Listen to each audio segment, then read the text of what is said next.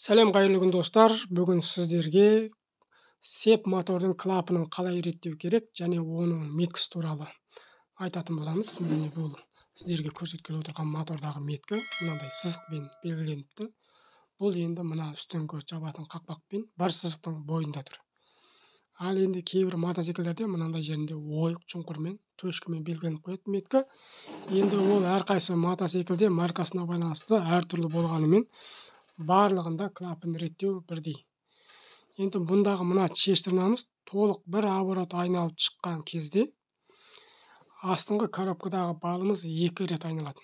Демек ол мына шештрна 1 рет айналып шыққан кезде поршын 2 рет келіп қайтады деген сөз. Бірінші міне дәл әзір поршын үстіде тұр. Мынандай 4-тен 1 бөлігіне келгенде поршын астыға түседі. Жартысына барғанда қайтадан көтеріледі. 4-тен 3 бөлігіне барғанда қайта астыға түседі. Қайтадан жоғары өрлеп келеді. Мұндағы поршынның 2 рет келіп кетуі клапанды 2 рет реттеуге мүмкіндік береді. Өйткені жаңағы астыдағы меткіні көрсетіп тұрған сызық Т әрпімен белгіленеді кейбіреуінде сызықпен белгіленіп қояды. Бұл жаңағы меткіға 2 рет айналып келеді. Енді мұндағы басты мәлім беретініміз мына 2 клапанды ашып тұрған маховик. Мына біреуі шығаратын, енді мына біреуі соратын, яғни карбюратор жақтан ауа мен бензин соратын. Дәл осы тұрысында клапан жоғары төбеде тұрады. Клапан астыға қарай түскен кезде мына маховик карбюратор жақтағы клапанды ашып, карбюратор жақтан ауамен бірге бензинді сорып, поршын астыға түседі. Содан кейін мына клапан жабылады. Ал жаңағы поршын сорған ауамен бензинді сығымдап қайтадан жоғары көтеріледі. Одан кейін осы жоғары көтерілгеннен кейін свештен шыққан тоқ арқылы бензин от алып, көлемі ұлғайғандықтан поршынды қайта астыға лақтырады. Дәл осы поршын астыға барған жағдайда мына маховик гүлшілге қарай, моржаға қарай кететін жақтағы клапанды ашып, поршын қайтадан өрге қарай жаңағы өртенген бензин мен ауаны сыртқа шығарып тастайды. Енді осы барыстағы 2 рет айналым бізге 2 рет клапан реттеуге тура келеді. Енді көп жағдайда көп кісілер мына жерден реттейді. Өйткені меткі негізінде мына жерде тұрады. Әрі бұл жер клапан реттеуге ыңғайлы. Көп бостық орын бар. Клапанды ары-бері ырғап көруімізге жақсы болғандықтан көбі осыны реттейді. Әрі бұмен қоса мотоциклдің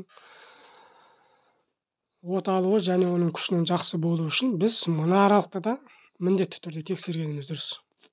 Өйткені клапан осы араға келгеннен кейін де тура жаңағындай жатуы керек. Енді бұнда егер мына бензин соратын клапан бензин соратын кезде мына шығаратын жақтағы клапан мүлдем ашылмау керек. Егер бұл ашылған жағдайда поршын астыға қарай ауа мен бензин сорумен қатар жаңағы өзінің өртеп шығарып жіберген түтінді қайтадан сорып алады да, ол өзіне жеткілікті ауа мен бензин болмағандықтан оның от алуы біраз ақырындайды және күші әлсірейді. Енді біреуі мына клапан шығаратын. Клапан толық жабылмай тұрып, мына боздық жақтан ауа соратын клапан ашылып кетпеу керек. Бұл ашылып кеткен жағдайда жаңағы преспен қайтадан шығарып келе жатқан түтін моржаға қарай кетумен бірге карбюратор жаққа қарай да кетіп қалады.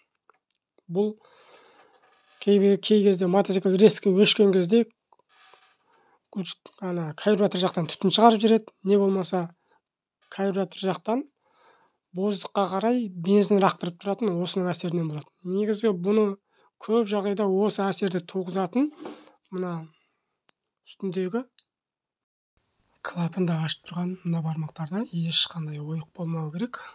Сонда ғана дұрыс жұмыс жасайды.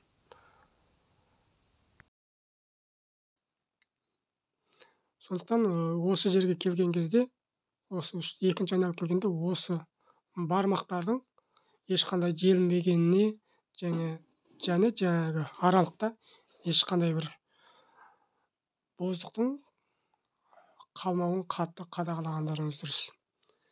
Егер видео ұнап жатса, каналға жазылып, өз ой-пікірлеріңізбен бөлісіп отырыңыздар.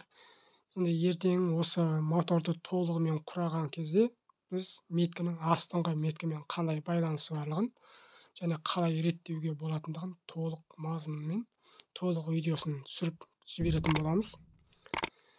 Келесі видеода кездескенше сау, саламат болыңыздар.